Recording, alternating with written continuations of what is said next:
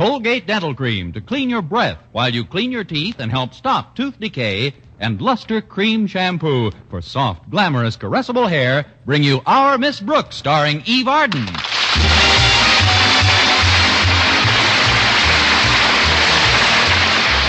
time once again for another comedy episode of Our Miss Brooks under the direction of Al Lewis.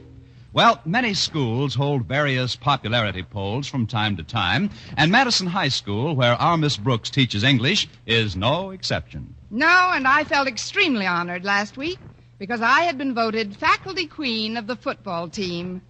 Although I can't help thinking that they could have dreamed up a more glamorous title for me than Miss Pigskin of 1950. Anyway, Friday morning, Walter Denton picked me up in his broken-down, hopped-up jalopy, or, as the girls call it, the Devil's Playground, to drive me down to dear old Madison, or as I call it, the Devil's Playground. Well, Walter, you seem quite chipper this morning. I'm more than chipper. I'm a bird on the wing. My birds are soaring like an eagle in the blue. Well, I don't like to bring you down, but you just flew through a red light. What's the cause of this pre-dawn gaiety? Our football team, Miss Brooks. Wait till you see them in action. We're going to amaze the entire gridiron world this year. I thought we amazed the gridiron world last year, Walter. As I recall, in the 15 games we played, we had a perfect record, unblemished by a single victory. Well, you see, it's coaching that makes a difference. And this year things are going to be a lot different. We got Bronco. You mean we're going to buck our players into the end zone? No, ma'am. I mean Bronco Dawson. He's one of the greatest ex-players alive. With him coaching Madison, we're a cinch. Seems to me I have read his name somewhere. Wasn't he voted a pure American or something? That's all American. And he made it for 3 years, too. Well, I hope he does well for our team, if only for Mr. Boynton's sake. It's amazing how the success or failure of our football team affects his spirits. What's amazing about it? Mr. Boynton's always been a fan. And just because he's a little on the square side maybe doesn't mean that, underneath he isn't regular. Is that what you really think of Mr. Boynton, Walter? Sure. What if he is a cornball on the surface? Down below, he's pure gold. You just gotta dig a little. Frankly, my shovel is bent by now. I mean, he is a fine teacher, Walter. Sure he is. He may not be much of a spender, but he sure likes to celebrate when the team does okay. You're right about that. At the risk of sounding like an elephant, I remember a game that they did win. It was 3 years ago, and after it we went out to dinner, and then a show, and then to a cafe to dance. Sounds terrific. Oh, it was. Mr. Boynton was like a man in a dream. In fact, it wasn't until 2 days later that he realized we didn't go Dutch. Don't worry. Old Bronco will add to your store of happy memories this season, Miss Brooks. Especially with Stretch Snodgrass in the backfield. Oh, what an athlete that kid is. He's got a great pair of legs, a great pair of arms, and a real head on his shoulders. That's the best kind. Now, if we could only get something into that head. I know Stretch isn't any Einstein in the classroom, but on that field he's a genius. And he's sure crazy about Bronco. Yeah, especially after what happened yesterday. Did you hear about it? Well, Stretch was pushing a wheelbarrow full of football equipment across the field, see, when 3 hoodlums sneaked up on him. Yes, And while 2 of them held Stretch down, the other guy made off with the stuff. Well, Bronco came along about then. He saw what was going on, and boy, did he light into those 2 guys. Yes, I heard about it. Well, then, why did you make me repeat the whole thing? I like adventure stories. Oh, what an athlete that Bronco is. Used to be heavyweight boxing champion of the Navy, you know. Yeah, he was telling Mr. Boynton the other day he's going to give him some tips on the manly art of self-defense. He better not. Mr. Boynton's defense is tough enough as it is. Well, here's the dear old school. Say, there's Stretch locking up his bike. Hi, Stretch, old pal. Hello, Walter. Hello, Miss Brooks. Good morning, Stretch. No, ma'am. Walter and I were just... What do you mean, no, ma'am? It's not a good morning. Not only is it not a good morning, it's a rotten morning. What's wrong? Well, I got a good mind to quit this old school. That's what I got a good mind to quit.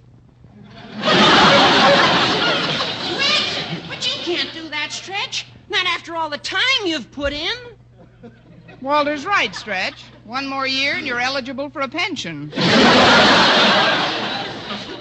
Well, this ain't no time to be whimsical, Miss Brooks. I'm not being whimsical, Stretch. I'm just trying to be realistic.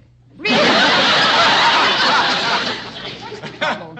Well, I thought we was going to have a swell football team this year because we had old Bronco Dawson coaching us. But now we ain't. We ain't? We haven't. That's right, we ain't. Why ain't we? Mr. Conklin seen him fighting those roughnecks on the school grounds yesterday without giving him any chance to explain, snitched to the Board of Education and had him fired. But we gotta do something. That's not fair. Are you sure you've got the facts straight, Stretch? Did Mr. Conklin just arbitrarily dismiss Bronco? Exactly. He just artabellary canned him. Some of the guys in the team are so sore, they're talking about not showing up for practice after school. Oh, but they shouldn't do that. They need the practice. Well, that's what I said. I told them they'd just be spiting their own noses. Spiting their own noses? Sure. There must be some other way to get Bronco back. Yeah, wait a minute. I've got an idea. Miss Brooks, who was just voted Queen of Football at Madison? I was. Correct. Now, who is the logical candidate to step into Mr. Conklin's office and demand Bronco's reinstatement? Would you repeat the question, please? Walter's right, Miss Brooks. You got to talk to Mr. Conklin. Oh, but boys, I don't carry any weight. Well, your built is just as good That's as... not...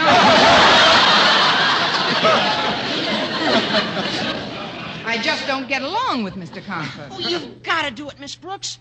And think of Mr. Boynton. You said yourself Mr. Boynton's a new man when the team's going good. Well, he is, but I can see it all now. Bronco puts a winning team on the field. You and Mr. Boynton watch their glorious victory. Mr. Boynton takes you out to dinner, and then to a movie. And after that, you go to a nightclub and you dance. The music is soft and dreamy. And as Mr. Boynton holds you in his arms, the air is charged with excitement. He holds you tighter and tighter. And as you glide over the smooth floor with your face pressed close to his, your ecstasy knows no bounds. You're filled with a delicious sense of well-being. You're no longer hungry for romance, starved for affection. Well, Miss Brooks?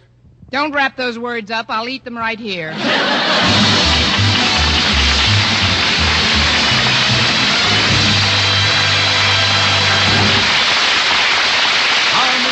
Starring Eve Arden will continue in just a moment. But first, here is Vern Smith. Reader's Digest reports the results of one of the most extensive experiments in dentifrice history. Yes, Reader's Digest reports the very same research which proves brushing teeth right after eating with Colgate Dental Cream stops tooth decay best. And here are additional important facts. Over a 2-year period, the Colgate way stopped more decay for more people than ever before reported in dentifrice history. Yes, the Colgate way of brushing teeth right after eating stopped tooth decay best. Better than any other home method of oral hygiene. Even more important, there were no new cavities whatever for more than 1 out of 3 who used Colgates as directed. No other dentifrice, ammoniated or not, has proof of such results. The best results ever reported for a dentifrice of any type. And you should know that Colgate Dental Cream, while not mentioned by name, was the only toothpaste used in the research reported in July Reader's Digest. Yes, Colgate Dental Cream, and only Colgate Dental Cream, was used in this research. So always use Colgates to clean your breath while you clean your teeth. And when you follow the Colgate way, Colgate Dental Cream stops tooth decay best.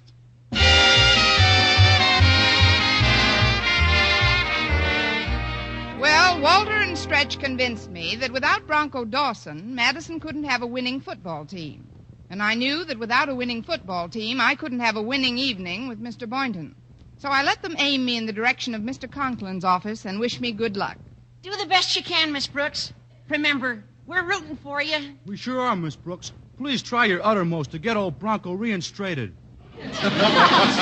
I'll do whatever I can, Stretch. See you later, boys. Don't be late for your classes now. So long, Miss Brooks. Now, there goes a great gal. I only hope Mr. Conklin's in his pleasant mood. Which one is that? When he doesn't bite you on sight. Don't worry about his being too rough on anybody today, Walter. I think I softened him up for a while when I done what I done this morning. He's probably scared stiff.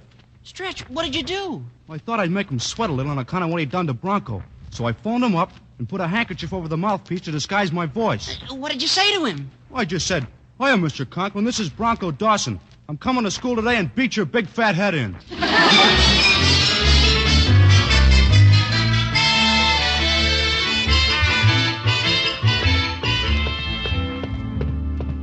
Hi, Miss Brooks. Oh, hello, Harriet. I was just going to drop into your dad's office. Is he busy, do you know? I don't think so, but he's awfully nervous. Every time he hears a sound, he practically jumps under his desk. And he's had the custodian put a big lock and chain on his door.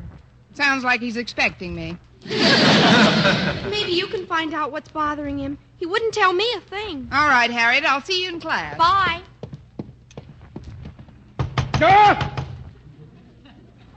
Who goes there? It's a friend, Miss Brooks. Are you alone, Miss Brooks? Yes, sir, I am. One moment, please. I'll let you in.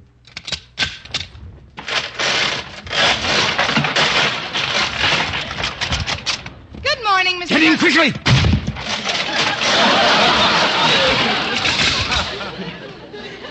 Do I get any time off for good behavior? Somehow your devastating bon mots just don't tweak me this morning, Miss Brooks. Now, get to the point. What do you want of me? Oh, nothing for myself, Mr. Conklin. I wanted to talk to you about somebody else. Who? Bronco Dawson. Gus! That bully? Oh, but he isn't, Mr. Conklin. He hasn't had a fair chance to explain. Fair chance? Do you realize that since he heard that I recommended his dismissal to the board, he has threatened me with bodily harm? Bronco threatened you? On the telephone. In Dawson's own words, Miss Brooks, he is coming to school today to beat my big fat head in. Oh, but that's ridiculous, Mr. Conklin. He wouldn't dare to beat your big fat head in. My big fat what? He wouldn't beat in your big fat anything. I'm a little confused, sir, but actually your head is neither big nor fat. Well, thank you. It's just pleasingly plump. You have made me very happy, my dear. Now get out. Oh, sir, you've just got to listen to reason. Bronco was only fighting to protect school property from some hoodlums. Stretch Snodgrass told me so himself. A cock and bull story born of hero worship. Oh, but Mr. The Conklin... case is closed. In a few days, the board will provide us with a new coach. I wish you'd reconsider this matter, Mr. Conklin. It means a great deal, not only to me, but to the entire student Boynton. A student body. You see, the team has just voted me faculty queen. Congratulations, Your Majesty. Now, with your permission, I'd like to back away from the royal presence. I've got things to do. Yes, sir. Oh, one moment. Just before you came in, the custodian told me that some of the players he spoke with are planning to cut football practice after school today. Yes, I know, but that can all be changed. I think so, too. And since you're so popular with the boys, it seems entirely possible that you could have a hand in changing it. What are you getting at, Mr. Conklin? I have another crown for your head, Queenie. You are hereby appointed temporary football coach. Oh, but Mr. Conklin, there's no need for that if you'll only give Bronco a chance to explain. The mere fact that he was an All-American fullback and heavyweight champion of the Navy is no reason for you to be afraid of him. Afraid of him? Who said I was afraid of him? Osgood Conklin fears no man. You forget, Miss Brooks, that you are speaking to the former captain of the Rutgers tug-of-war team. For 3 years, I was anchorman on that team. Atlas, they used to call me. And no matter how tenacious our adversary, I could always be depended upon to see heavyweight champion of the Navy. Oh! It's just the phone. You can come out from under the desk, Atlas. Oh, yes, the phone. One moment, please. This may be another threatening call from Bronco, Miss Brooks. I'll have to ask you to wait in the hall. But, Mr. Conklin... If I lose my temper with him, I may forget to use the King's English. Come, I'll let you out. Yes, sir.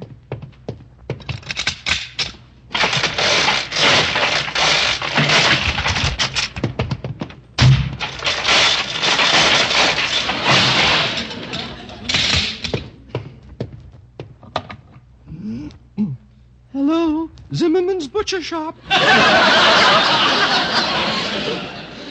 Quit your clowning, Osgood Conklin. This is Mrs. Davis. Who? Margaret Davis, Miss Brooks' landlady. Well, Margaret, I'm very happy to hear from you.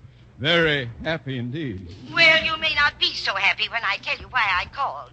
Your wife just dropped over and told me that you had poor Bronco Dawson fired. Well, what has that got to do You with... ought to be ashamed of yourself. Bronco was the best football coach that Madison ever had. Now, please, Margaret, my actions in this matter were completely justified. I simply had to do If something. I were a man, I'd come over there and beat your big fat head in. Now, see here, Margaret.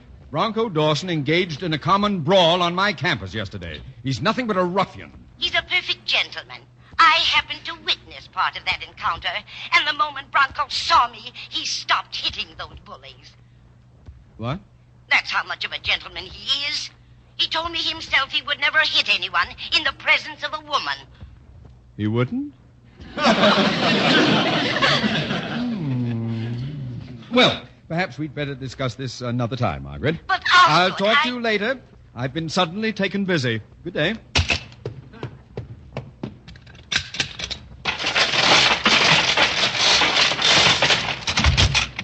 Come in, Miss Brooks. I don't want to seem insistent, Mr. Conklin, Come in, you wonderful woman, you.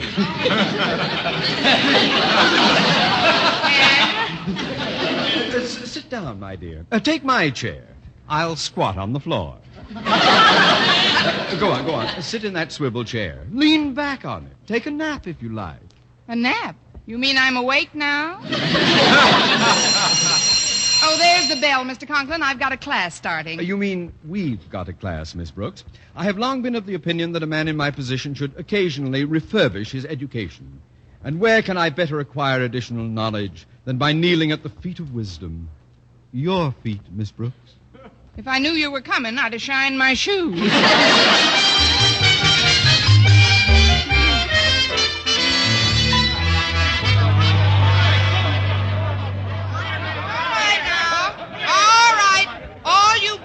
Men, take a few turns on those parallel bars. I've got the lineman working on the heavy weights, Miss Brooks. Oh, thanks, Mr. Boynton. It was very nice of you to offer your assistance this afternoon. I don't know much about football. Well, that's all right, Miss Brooks. Of course, I can't help feeling that Mr. Conklin should never have let Bronco Dawson go. If it's not too late, I'd like to talk to him about it. Do you know where I could find Mr. Conklin now, Miss Brooks? Probably in the bottom drawer of his desk. He's afraid that Bronco's going to beat him up for getting him fired. Oh, but that's absurd. Bronco's a very peaceful sort of chap. You know, I got to know him pretty well in recent days. He told me he liked everything about Madison, even Mr. Conklin. In fact, he was planning on bringing his wife here from Millsboro. I didn't know Bronco was married. He never mentioned having a wife. Yeah, I know. He's an odd one when it comes to women. He's an odd one.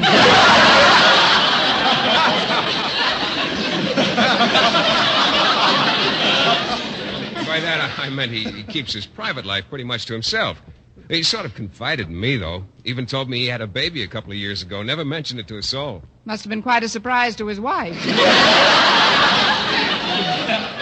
guess it's too late to do anything about Bronco now. He hasn't even come back to school for his uniform. Pardon me, Miss Brooks. We got the blackboard all set up for skull practice. Good. Get the skulls together and we'll practice. Where's the board set up, Walter? Right near the tackling pit.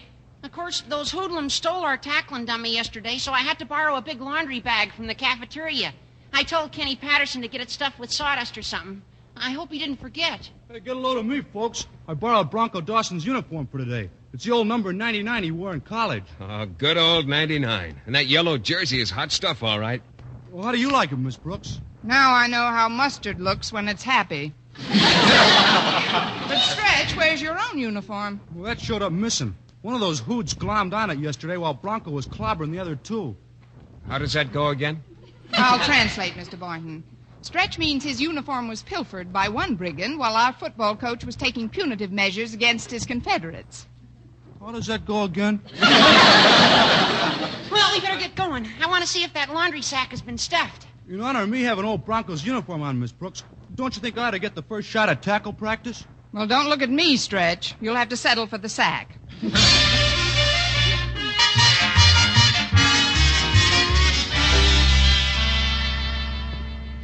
Daddy. What are you doing on the athletic field? I was on my way home, Harriet. Left the building through the side entrance today. But why, Daddy? Just for kicks. You know, for a minute I thought you might be looking for old 99. I was hoping you might have changed your mind about letting him go. Old 99? Yes, that's what a lot of the kids call Bronco Dawson. Those are the numerals he wore on his college uniform.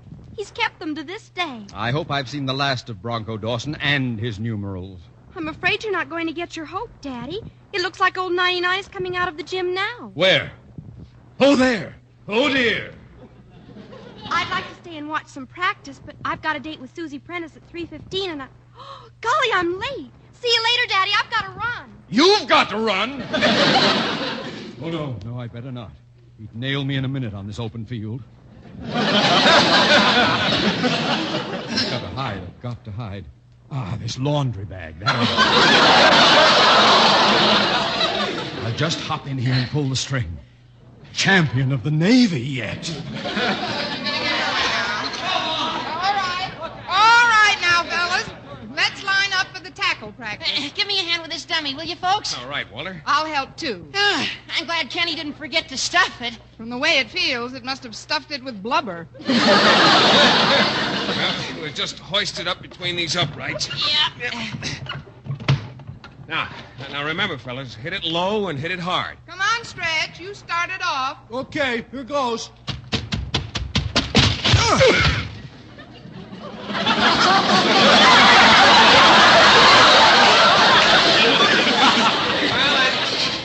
That's a pretty nice tackle, Stretch, but a little too low.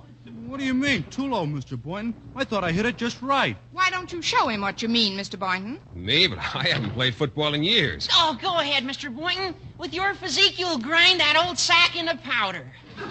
Well, I'll try it if you want me to. I'll get a good running start. Now, Stretch. Mr. Boynton can probably teach you plenty, so stop that groaning. Who, me? Oh, wonderful, Mr. Boynton. But why so hard? You knocked the wind out of yourself. No, I didn't. I feel great. Gosh, look at that sack. It's all lopsided. Well, there's only one way to fix that. Hit it from both sides at once. That's right. It's often necessary for two men to bring down the ball carrier. Now, Stretch, you hit him high and I'll hit him low. Right, Mr. Boynton. And this time I'll make that old sack holler uncle.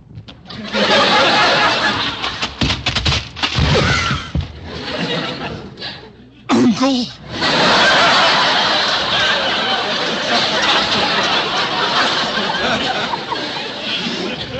Did you say something, Stretch? No, sir. Didn't you say something? No. Walter, was that you? Not me. Was it you, Miss Brooks? It wasn't me. Isn't anyone going to ask me?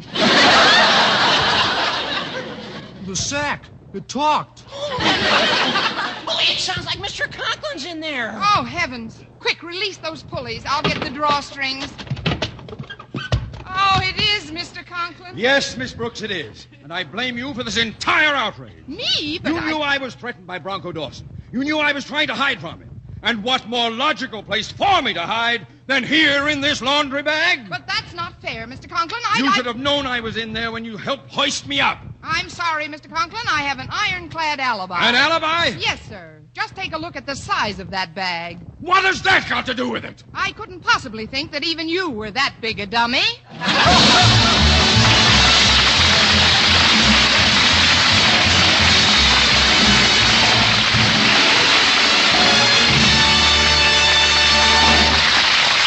Arden as our Miss Brooks returns in just a moment, but first... Dream girl, beautiful luster cream girl. Tonight? Yes, tonight. Show him how much lovelier your hair can look after a Luster Cream shampoo. Luster Cream, world's finest shampoo. No other shampoo in the world gives you Kay Daumit's magic blend of secret ingredients plus gentle lanolin. Better than a soap, better than a liquid. Luster Cream is a dainty cream shampoo. Leaves hair 3 ways lovelier. Fragrantly clean, free of loose dandruff, glistening with sheen, soft, manageable. Even in hardest water, Luster Cream lathers instantly. No special rinse needed after a Luster Cream shampoo. So gentle, Luster Cream is wonderful even for children's hair. Tonight, yes, tonight, try Luster Cream shampoo. Dream girl, beautiful luster cream girl. You owe your charming glory to a luster cream shampoo. And now, once again, here is our Miss Brooks. Well, by dint of some fast talking, I convinced Mr. Conklin that I wasn't the one responsible for his bruised condition. Of course, Walter, Stretch, and the rest of the team showed amazing loyalty. As soon as the bag was opened, they ran giggling into the hills. Then Mr. Boynton went to the gym for some iodine, and I tried to soothe Mr. Conklin. He certainly was banged up. There was a big lump here, a small lump there, here a lump, there a lump, everywhere a lump. Osgood Conklin was a mess. E-I-E-I. Miss Brooks, do you know what I'll do if I ever get my hands on that Bronco Dawson? Yes, sir. You'll hold his arms. Now lie still, Mr. Conklin. Hi, Miss Brooks. Why is Daddy stretched out on the... Daddy, when did it happen? Take it easy, Harriet. Your daddy's been helping the football team. But the way he looks. He's worried, Harriet. He's a little concerned over Bronco's possible reaction to being fired. But Bronco doesn't even know he's been fired. What's that? The board wasn't to notify him until this morning, and he left town last night. I just stopped home for a minute, Daddy, and found this wire for you. Oh, let me see that. Where are my glasses? Oh, they were in my vest pocket. You read it, Miss Brooks. All right. Dear Mr. Conklin, called home to Millsboro last night. Wife presented me with 7-pound fullback. Have taken job coaching Millsboro High. Know you'll understand. Thanks for everything, Bronco Dawson. Well, all's well that ends well. Ends well? I'm nothing but a mass of welts and bruises. But you're just thinking of yourself, Mr. Conklin. What about poor Bronco? Poor Bronco? Yes. Now he'll never get a chance to beat your big fat head in.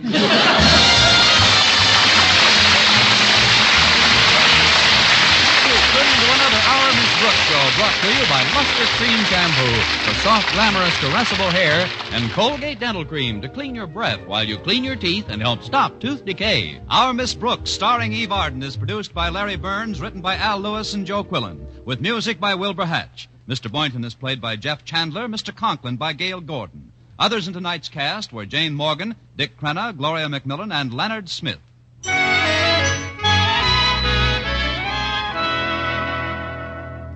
You want a beauty soap for a beauty bath. And your bath becomes a beauty bath when you change to proper cleansing with Palmolive soap. For bathing with this beauty soap brings you the full beautifying effects of Palmolive's mild and gentle lather, proved by doctors to bring most women lovelier complexions in just 14 days. Bath-size Palmolive is designed to give you everything you need for all-over beauty care.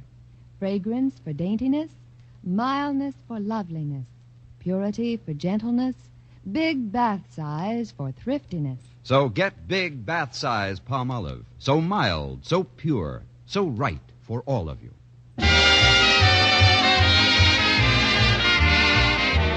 If you like mysteries that are as full of chuckles as chills, be sure to hear Mr. and Mrs. North every Tuesday over the same network. Don't miss the exciting and laughable adventures of these amateur detectives. Hear Mr. and Mrs. North every Tuesday night. And be with us again next week at the same time for another comedy episode of Our Miss Brooks. Bob Lamont speaking. This is CBS, the Columbia Broadcasting System.